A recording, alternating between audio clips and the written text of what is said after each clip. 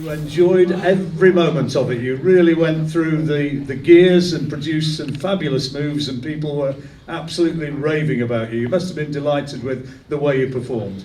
You know what, I was just buzzing. All I wanted was the exposure. I knew once I get the exposure, I'll just do what I do, and you know what, hopefully everyone enjoys it, and it looks like everyone did buzz off it, so yeah.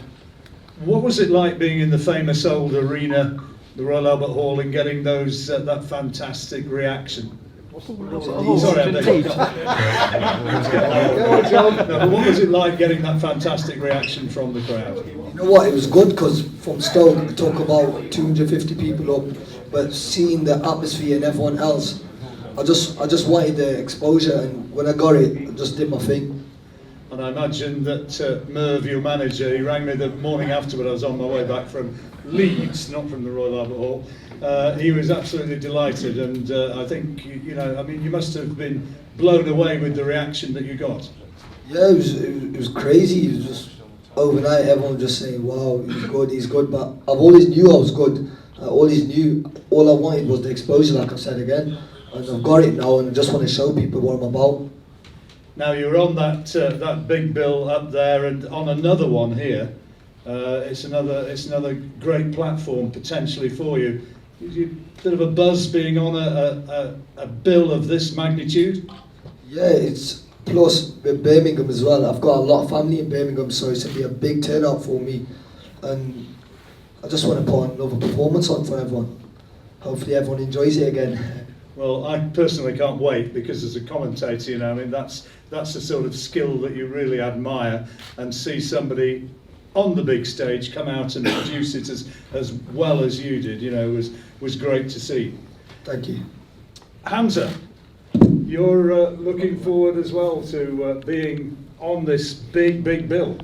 Yeah, firstly I'd just like to thank Frank Warren and Andy Ayling for getting me the opportunity. But yeah, like you said, I'm definitely looking forward to fighting on a bill of this magnitude, and especially for my first title as well, fighting under world champions, British champions. Yeah, I just can't wait to get in there now.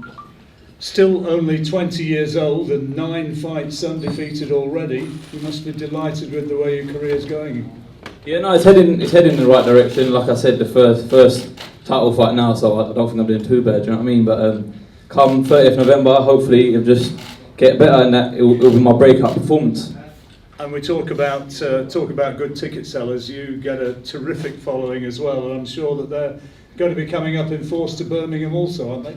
Yeah, no, 100%. I've got a lot of family in Birmingham as well, so come 30th November, you'll hear it as well, and SHABAZ's fans will be there as well, so it'll be like the Asian invasion kind of thing. Do you know what I mean? Go on then. Hamzah fighting for the vacant WBO European Super Welterweight title, that's right, isn't it? Yeah, Super Welterweight. And getting your first significant belt, what's it going to mean to you if you do?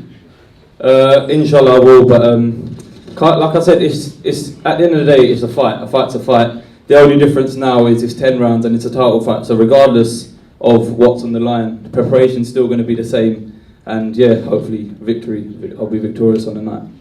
If you could look ahead for 2-3 years from here, where would you like to see yourself, Hamzah? Hopefully knocking on world title honours, realistically, because since I turned pro at 18, I'm not in the game to waste any time or get that kind of padded record fighting journeyman. So like I said, I got my first title fight. Hopefully this will put me on a pedestal, and then it'll only be upwards from there.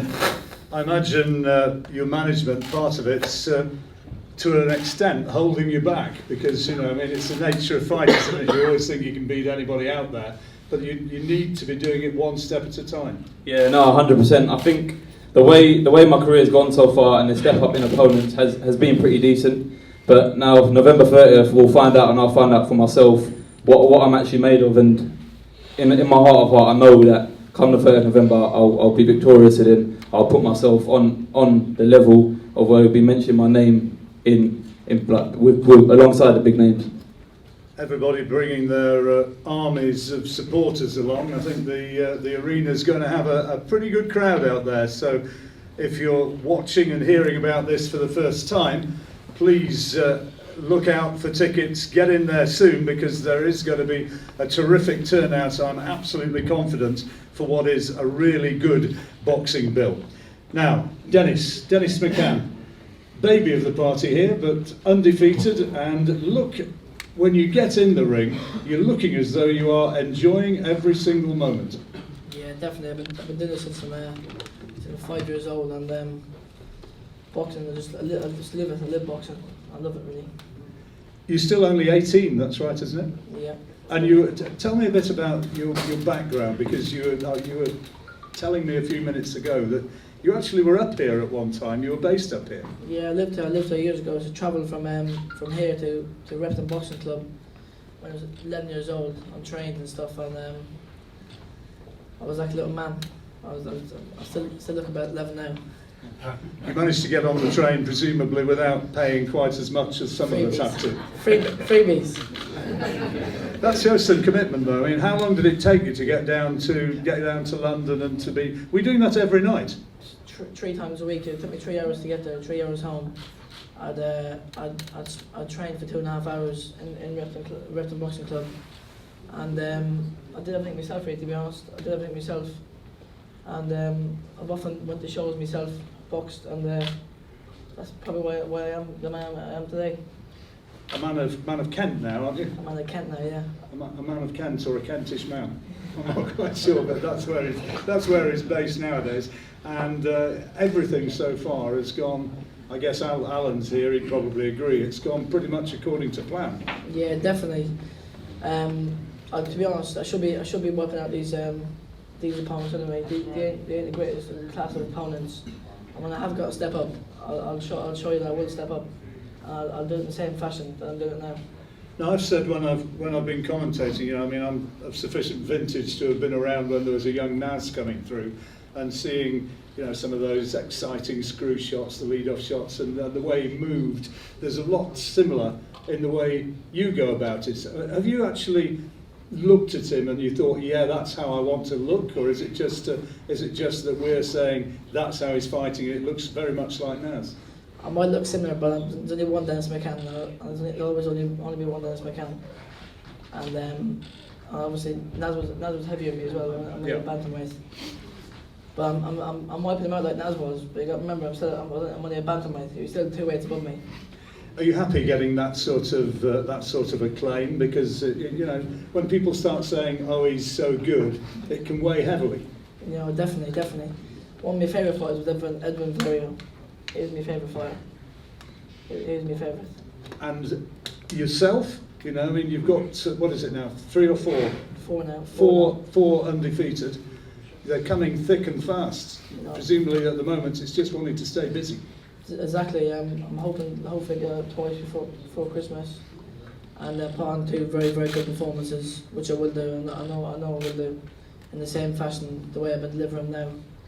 And I'm looking November 30th to put on a serious performance.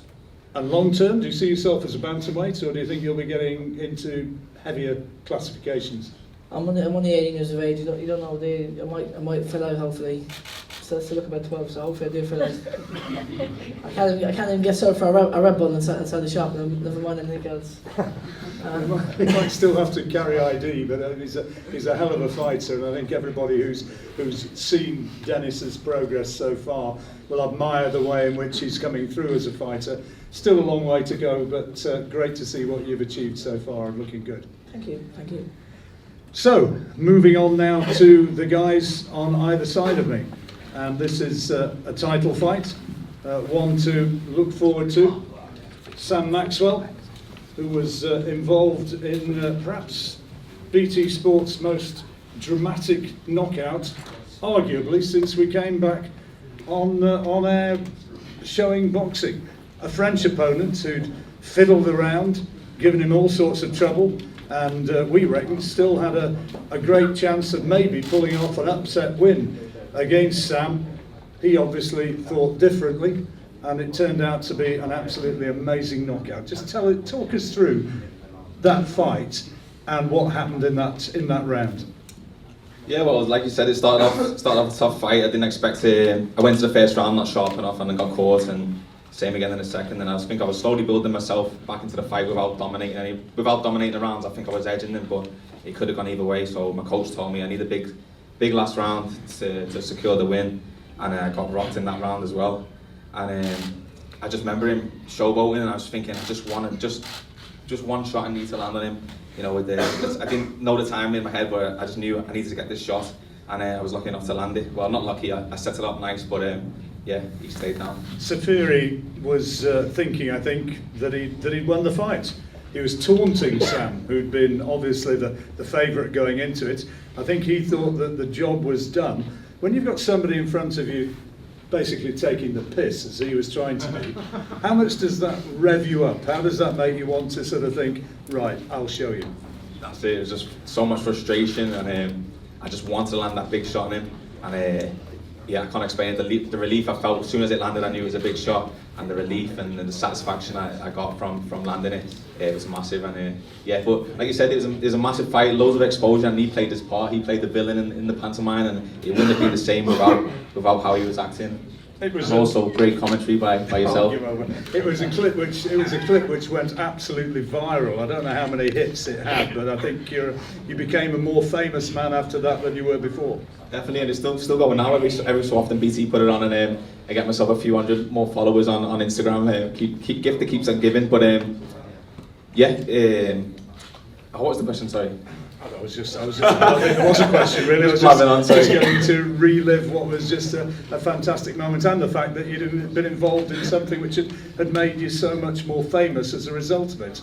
I mean, has that changed things to an extent? Do you walk down the street now and people say, oh, there's that guy who had that knockout? Yeah, I think everyone can relate to it. You know, I was down and out, and I think I've been watching boxing myself and been watching the TV, and someone's losing, and I just hope they can land that shot on the other guy who might be acting a certain way. And most of the time it don't happen. You sit screaming at the TV and they don't land the shot. But the difference with me, I landed it. So I think everyone got behind me, and it meant a lot. It touched a lot of people. Well, you're going to be defending your WBO European Super Lightweight title on November the 30th, one of our title fights which we're going to be bringing to you live for those who buy the tickets, or alternatively live on BT Sport, and up against Conor Parker. Conor, 24 years old, 7 years Sam's junior, and a tremendous opportunity this one. Yeah, it's fights like this way at Y Box. I've been waiting for this 3 years now since I turned pro, and it's a good opportunity for me. I can't wait. Swadlincote you're from, aren't you? Yeah, Swadlincote, same place as Jack Bedell. That's right, Swadlincote, up in the Derbyshire.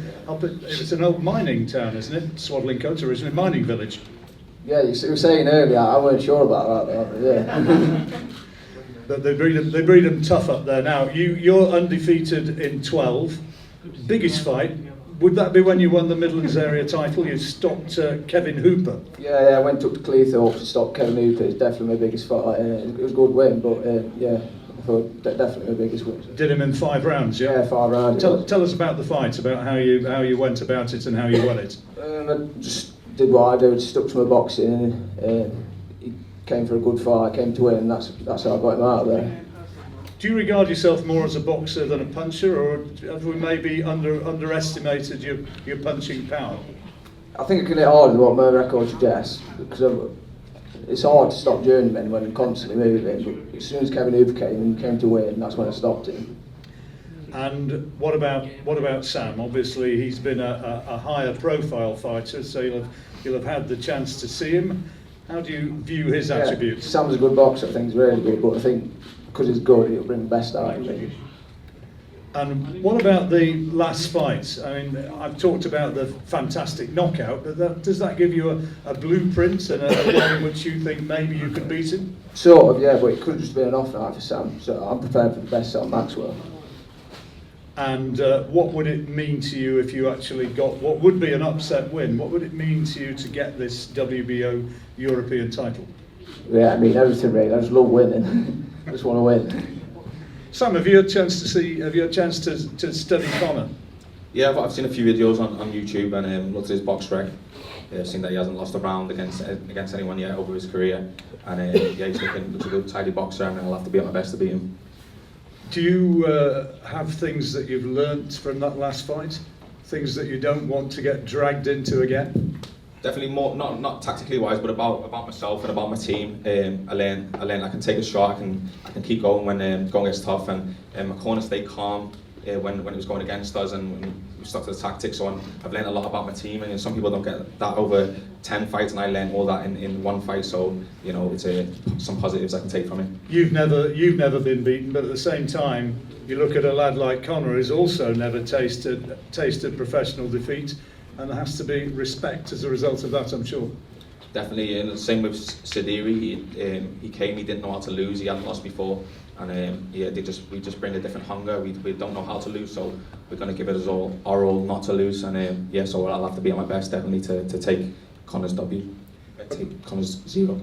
Okay, well, thank you very much for those here up at the front, and again, as before, they're here to do interviews with you if they're required, and or any one-on-one interviews with people representing newspapers or whatever, and we'll do photographs of the undercard lads individually.